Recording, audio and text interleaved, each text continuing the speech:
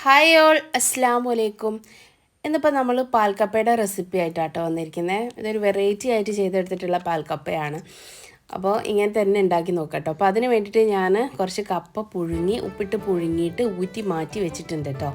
ഇനി ഇതിലേക്ക് വേണ്ടത് കുറച്ച് ചെറിയുള്ളി വേണം, അല്പം കറിവേപ്പില, പിന്നെ ഒരു 4 വറ്റൽമുളക്, പിന്നെ ചെറുതായി കട്ട് ചെയ്തൊരു പച്ചമുളക്, പിന്നെ അല്പം ഇഞ്ചി കേട്ടോ.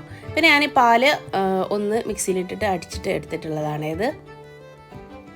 ഇതിപ്പോൾ ഞാനൊരു പാനിലേക്ക് ഒഴിച്ചു കൊടുക്കുകയാണ്.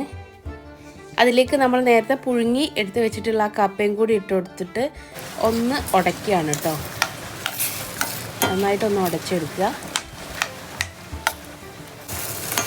ഇങ്ങനെ ഒരു തിള വന്ന് കഴിയുമ്പോൾ, പാലൊന്ന് തിളച്ച് കഴിയുമ്പോൾ നമ്മൾ അതിലേക്ക് കുറച്ചുകൂടി തേങ്ങാപ്പാൽ ഒഴിച്ചു കൊടുക്കുക കേട്ടോ. പിന്നെ അതിലേക്ക് അടുത്തായിട്ട് കുറച്ച് ചെറിയുള്ളി ചേർത്ത് കൊടുക്കാം. പിന്നെ അല്പം ഇഞ്ചി ചേർത്ത് കൊടുക്കാം.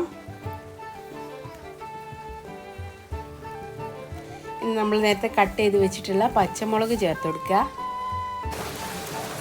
പിന്നെ ആവശ്യത്തിന് ഉപ്പും ചേർത്തിട്ട് നല്ലപോലെ ഒന്നും കൂടി കുറുക്കി തിളപ്പിച്ചെടുക്കുക. ഇതിങ്ങനെ തിളച്ചതിന് ശേഷം നമുക്കിതങ്ങ് മാറ്റി വെക്കാം കേട്ടോ. ഇനി അടുത്തായിട്ട് നമുക്ക് വേറൊരു പാൻ വെച്ചെടുക്കാം കേട്ടോ. അതിലേക്ക് നമുക്കിതിൻ്റെ ഒരു വറവുണ്ടാക്കിയെടുക്കാൻ വേണ്ടിയിട്ട് അല്പം വെളിച്ചെണ്ണ ഒഴിച്ചു കൊടുക്കുക. അതൊന്ന് ചൂടായി വരുമ്പോൾ ഞാൻ അതിലേക്ക് കുറച്ച് കടുക് ഇട്ടിട്ട് അതൊന്ന് പൊട്ടിച്ചെടുത്തിട്ടുണ്ട് കേട്ടോ. ഇനി ഞാൻ അതിലേക്ക് ചെറിയുള്ളിയാണ് ചേർത്ത് കൊടുക്കുന്നത്. നമ്മൾ നേരത്തെ കട്ട് ചെയ്ത് വെച്ചിട്ടുള്ള ബാക്കി ചെറിയുള്ളി ഉണ്ടല്ലോ, ആ കപ്പയിലിട്ടതിൻ്റെ ബാക്കി, അത് ഞാൻ ഇതിലേക്ക് ഇട്ടിട്ട് ഒന്ന് മൂപ്പിച്ചെടുക്കുകയാണ് ചെയ്യുന്നത്. ലൈറ്റ് ഗോൾഡൻ കളർ ആവുന്നവരെ ഇതൊന്ന് മൂപ്പിച്ചെടുക്കുക. ഇത് മൂത്ത് വന്നതിന് ശേഷം ഞാൻ അതിലേക്ക് നേരത്തെ എടുത്ത് വെച്ചിട്ടുള്ള നമ്മുടെ കറിവേപ്പിലയും വറ്റൽമുളകും കൂടി ഒന്ന് ആഡ് ചെയ്ത് കൊടുക്കുക. എന്നിട്ട് നല്ലപോലെ ഒന്ന് മിക്സ് ചെയ്തെടുക്കുക കേട്ടോ.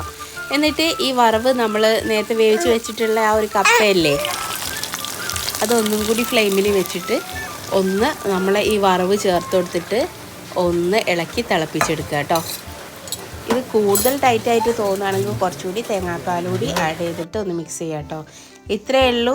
ടേസ്റ്റി ആയിട്ടുള്ള നമ്മളെ പാൽക്കപ്പ റെഡിയാണ്. ഈ റെസിപ്പി എല്ലാവരും ട്രൈ ചെയ്ത് നോക്കുക കേട്ടോ. എന്നിട്ട് നിങ്ങൾക്ക് എൻ്റെ വീഡിയോ ഇഷ്ടപ്പെട്ടാൽ ലൈക്ക് ചെയ്യാനും ഷെയർ ചെയ്യാനും എൻ്റെ ചാനൽ സബ്സ്ക്രൈബ് ചെയ്യാനും മറക്കല്ലേ. താങ്ക്